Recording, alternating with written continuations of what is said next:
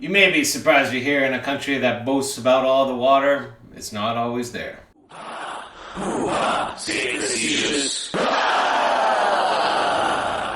Hello, I'm Sean Basie, and I wanted to touch down some surprising things I found out about Tbilisi upon moving back, and maybe help you out if you're moving on some proper expectations.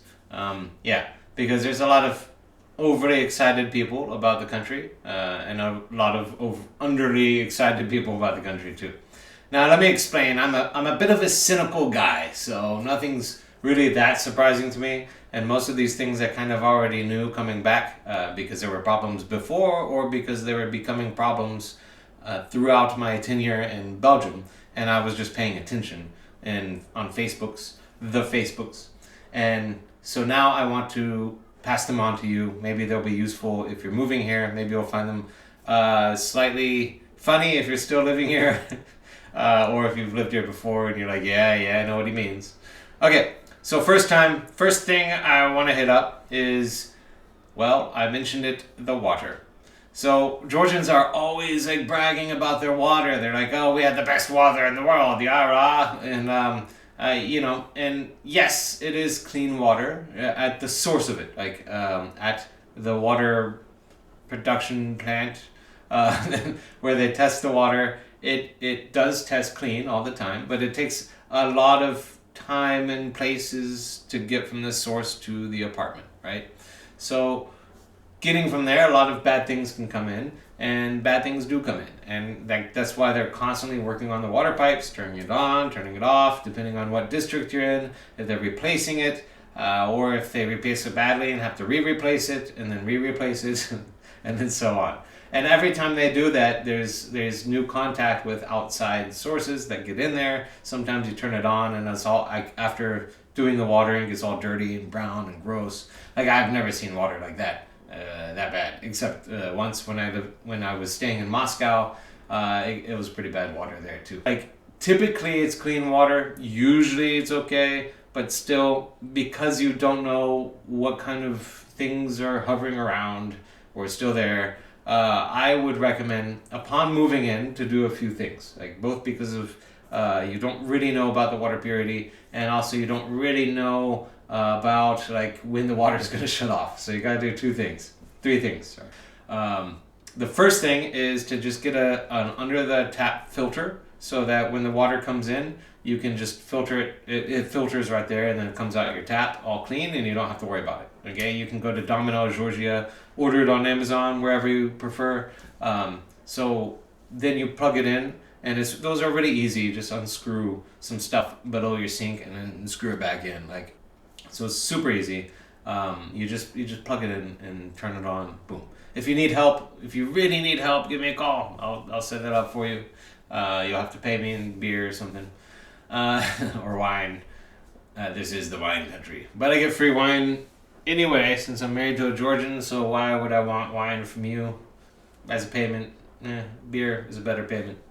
Excuse me, it's still early for me.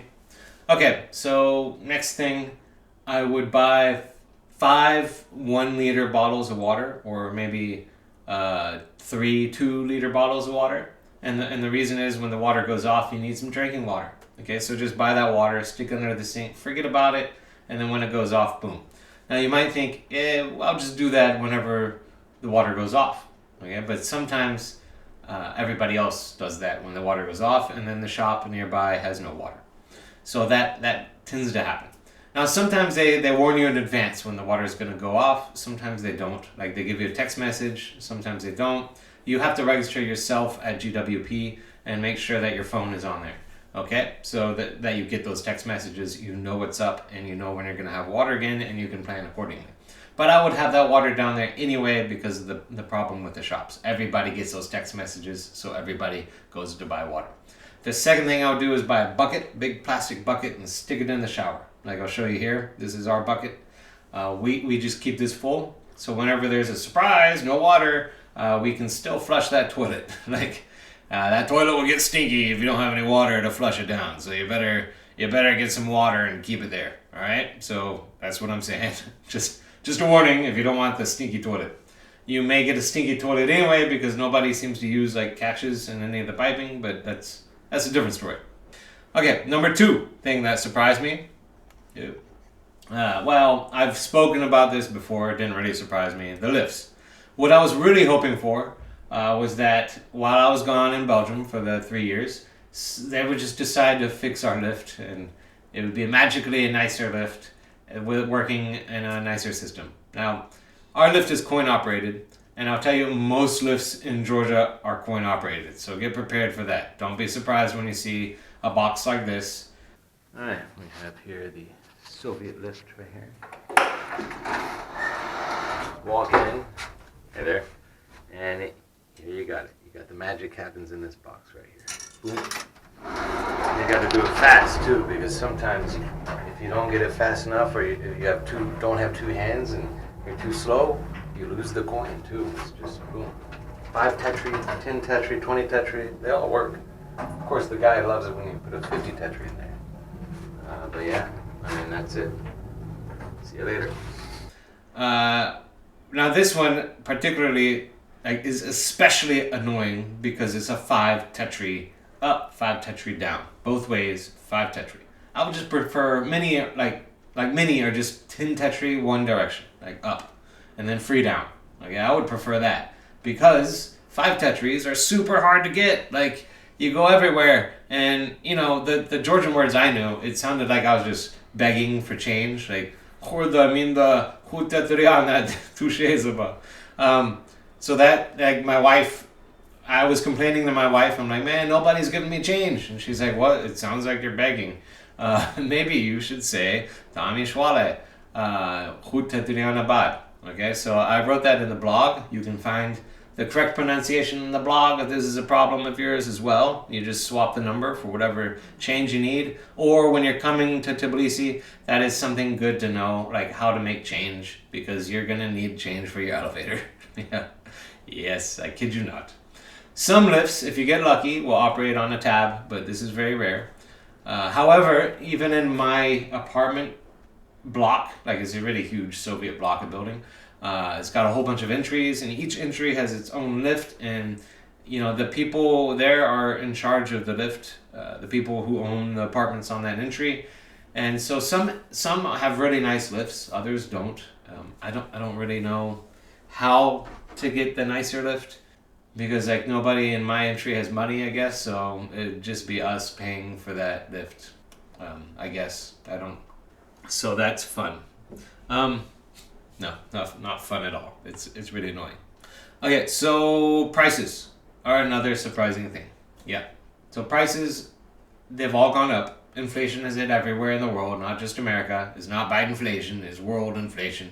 Mostly because COVID just knocked out the supply chains. Everything's got to rework itself. And once prices go up, you're hard to tell vendors and salesmen, be like, okay, you gotta lower your prices now. Because they say, well, people were able to buy my stuff at this higher price. I'm going to keep selling it at this higher price. Why go back down? Yeah, some markets, that's not so true, okay? But a lot of markets are like that. Now, this one guy, he had this thing, this Eric Livney guy. He was a local economist, I would say, working at some economic institute here. He had this thing called the Khachapuri Index. And I think this was a pretty good measure of the economy because, like, Khachapuri, you need a lot of the basics that you usually find in the basket of goods. Like, you need flour, you need cheese, you need butter, and depending on the type of Khachapuri, you need egg. Okay, and also if you include the eggs, I think that makes this pretty solid basket of goods. Now, if we're measuring just like the street Khachapuri, when I left back in 2019, that was like a street Khachapuri cost like 1 lari 50 maybe, but now it's going to cost you like 4 lari. So that's a pretty huge chunk of inflation. And if you go by my preferred index, I have 2 preferred indexes: the Kinkali index and the beer index, because that's really what affects me the most. So the Kinkali index, back then, it cost like 1 lari 20 for an expensive Kinkali, maybe a lari. Now it's like 2 lari for Kinkali at like a respectable place. if you're at a Divey Sahingle, where you're gonna find the good Kinkali anyway, it's gonna be 1 lari 80 tetri, around about that. Okay, not as expensive as Europe, but it's getting there. In Belgium, it's €3 for Kinkali, which is roughly 9 lari. Okay, so nowhere there yet. Thank goodness. Don't let the local Sahinkales know, because then they'll probably up the price, because they're like, oh, authorities can pay this because they paid back in the home. Yes, I charge so much money. I don't really know what accent that is. Every show I try to do a different accent. It's an accent, never the right one, I don't think. So yeah, keep that in mind, the prices there. If you're getting Kinkali anything above 2 lari when you come, you're getting ripped off, man. Just choose a different place. Let me tell you that. Straight up. Again, beer is going to take you, you can get a decent local beer, maybe 8 lari if you're not getting ripped off. If you're at a nicer place with a nicer atmosphere, maybe 10 to 12 lari a pint. Sometimes they're smaller, sometimes they're larger. Georgians don't really have standard glass sizes for their beer for some reason, or their wine. There's no standards on anything, to be honest. But the good surprising thing on the beer is there's a lot better beer, and even the domestic beer is even better, and they've got a lot of craft beers and all that. And then there's the coffee index as well. So in the olden days, coffee used to cost like 3 lari, 2 lari even. But caveat, that was usually Lavazza, which is the Folgers of Italy, and it was usually in a paper cup. Now you can still get that, okay? If that's your thing, you can still get a 3 lari cup of Lavazza in a paper cup, okay? You just look around hard enough. Now, if you want a proper cafe, coffee shop, American style coffee shop, you'll have to American style, or European style coffee shop for that matter. You'll have to go, they're everywhere now. Before, they were almost nowhere. I wrote a whole blog, and I could find 5 places in Tbilisi, and I was like, hey, here's the 5 places. Now there's dozens of places. And I updated that blog, so I'll link to it down in the description.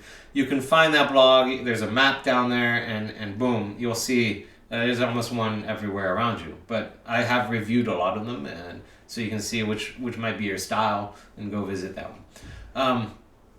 So there's that. Coffee's so much better. But an Americano is going to usually hit you for 8 or 9 lari, which is about $3 USD. And a cappuccino, maybe 11, 12 lari, as much as that. So that's $4. That's you're almost at American prices there for coffee. Now imagine these prices, and if you're local, the local average wage hasn't budged. All the goods have gone up, but the local averages haven't budged. Mainly, there's more money in the country, it's more circulating, but it's not trickling down, because managers are just hey, you work for 1 lari hour. Back then, you still work for 1 lari hour. There's no other option. Haha. And so the average wage is I'm gonna say $600 a month in Tbilisi. So how do you even afford coffee on that? If the coffee costs $4 a coffee, $3 a coffee, and you got all these other bills to pay, you can't get coffee. I feel you, my Georgian friends. I feel you. I got the feels. That sucks. Playgrounds. So when we were leaving Georgia a few years ago, they were building this new playground in our Ezo. Ezo is a yard. And it was really cool. So I was excited. I was like, okay, my kid, he's going to be a little older, and he's going to be able to play on this when we get back, and that's going to be awesome. So originally they built this little bouncy boat thing. They had 2 slides, a little windy slide and a straight slide. They had some swings. They had a little ropes bridge thing, and some seesaws. We come back, and first thing I saw was that the windy slide was broken in half on the side of the Ezo, and I'm like, okay, well, that's nice. There's no bouncy there's no bouncy boat thing. There's no rope bridge thing. The slide, the swings, they all have holes in them, and the seesaws were all broken. That was in 3 years. How did that happen in 3 years? That level of degradation. And they had this whole campaign online where they're building these cool playgrounds all the place. And I was like, yeah, that's cool. They're finally like getting around and loving children. No, like all the playgrounds are in this state of disrepair. Like, come on, guys. If you build a playground, you got to maintain it. Like some minimum level of maintenance is required, and it's just not there. Like we went to one playground that looked really awesome on when they updated it on Facebook. We get there and it's just like weeds overgrown everywhere. There's a wood castle, which was really cool at first, but then you see that most of the wood was stripped. I guess people used it for firewood. I don't know what people were using it. I think the only explanation is that Georgians hate playgrounds. Like they see a playground and they're like, destroy! They get all like Mongol on it. Like they're like how the Mongols were to Georgians, the Georgians are to playgrounds. They just gotta take out all that historical aggression on the playground. Destroy it! Why? I don't understand. But then I go down there in the evening and I see what happens. Like the teenagers are just, they're like teenagers in any other country. They're monsters. You got these big dudes that are sitting on like little baby swings, and then the chain breaks, and then they're like, ha, that's so funny. Or they're like sliding. Like, why is an 18-year-old boy sliding on a kid's slide? I don't know. Probably he's drunk, I guess. There's a serious problem with playgrounds, man. Like, just it's as a father of a 5-year-old, is very frustrating.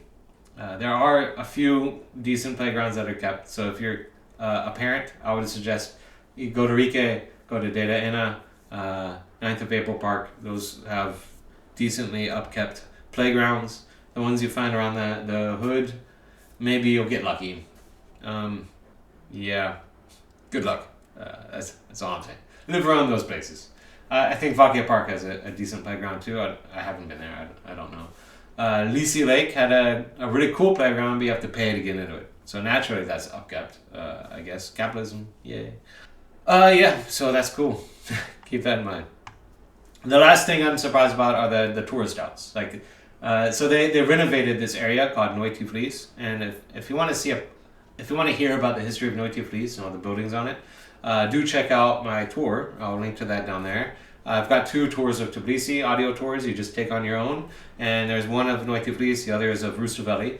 Now, if you want to, what I was saying about the tourist house though is there's one section of Tbilisi with all these restaurants on it, and it's like a gauntlet of touts that are just up and down, and they're all like attack you, and they're like, try our place. Now, the thing that's going to drive me away from a restaurant, like at lightning speed, is a tout. Like, just telling me to try their place. Restaurateur, just put out a menu. Let people see. An honest menu with prices. Let people see. Let people browse some honest pictures of your food, and then they'll decide. Maybe they want in, maybe they don't. That's it, okay? Have a nice setup. Make it look nice. Make it look attractive. People will go in. Okay? If you chase them off, less people are going to go in. This is obvious to me. I don't want to sit there and look at a menu with some dude hovering over me, like with a cigarette dangling from his mouth, going, you come have our King Kali, blowing the smoke in your face. No, thank you, man. Just leave me alone. Let me keep an eye out in the corner, and then when it's clear that I want to go in, ask, like, can I seat you? Can I show you to a seat? That's how you do it. Okay, so Tbilisi is like ruined by these people. Orbeliani Square, though, I was expecting the same thing. Like my cynical self, it's newly renovated in a different way. Like in Tbilisi, they tried to keep the historical facades. Some would argue badly, some argue decently well. I think for what they can do, I think they did it pretty well. But I do like Orbeliani, how they did the Orbeliani area better, because they just dropped that pretense. So they had some in the historic style, some in like Nouveau Georgien, like a Khali Kartuli style. So both, it's cool. It's a cool blend of architecture. I think it's done pretty well. Now that it has a couple years on it, it's starting to look better. I think it'll look even better in 5 years when it looks lived in a bit and used a bit. So yeah, it's a great little spot, and there's no touts. So go there if you're a tourist. That's a good spot. It's a little pricey, of course, the same as Tbilisi is pricey because it's touristic. But it's a nice atmosphere. And it's next to 9th of April Park, so if you have a kid, boom, you can have a playground, eat, ice cream, all there in one spot. That's nice. And then you have Dry Bridge right there too. And you have Data in a Park, which is another nice playground. So it's all right there. Family fun right there. And easy eats. And actually Radio Cafe is right out in 9th of April Park, so that's a really good restaurant too. That's not crazy priced, as good food. You got all those areas right there that kind of blend together. So I like that. I was pleasantly surprised by that, so I'll give that a plus surprise. So there's my review, my things that I was surprised about. So we can say I was surprised about prices, a little more surprised than. Like a lot of people were complaining, my German shampoo is overpriced at the store. Yes, obviously your German shampoo is going to be overpriced because they got to import that in. They got to ship it. It's got to pay for all that. Plus, like the insurance rates have gone through the roof. Shipping insurance because there's a war going on in between here and there. So obviously it's going to be more expensive. If you get local goods or Turkish or Chinese goods, it's still cheap. It's not that bad. However, some prices have gone up, like coffee or bananas, and you can't get a good banana. But I'm going off track, so prices have gone up on stupid things like beer and restaurants, kinkali, hachpuri.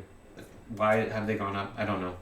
And then, of course, the other surprising things, water is still a problem, and lifts are still a problem. So there you go. So if you'd like to hear more about Tbilisi, do check out my audio tours. You can even take those from the comfort of your home. They've got pictures, and you can hear my wonderful voice going on about it. Not so complaining as I am here. And have a great week. Hopefully see you next week. Try to get these up regularly. If not, see you the week after. That's actually what I can promise. So, ciao.